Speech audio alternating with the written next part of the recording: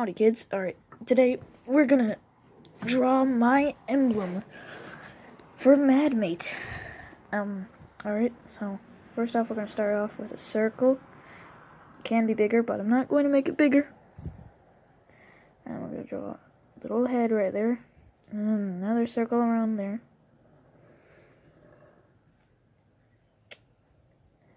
Gotta line up these lines good, you know? Alright, then draw the hair.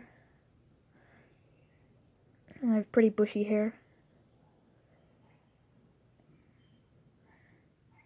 Alright, so that's the head and that's the hair. Alright, now we draw the eyes.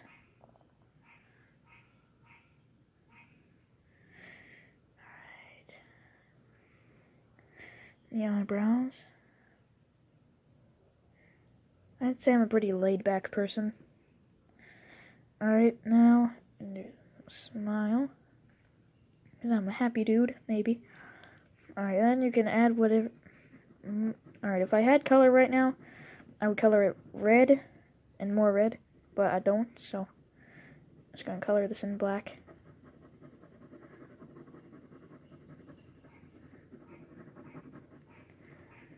So yeah, there you go.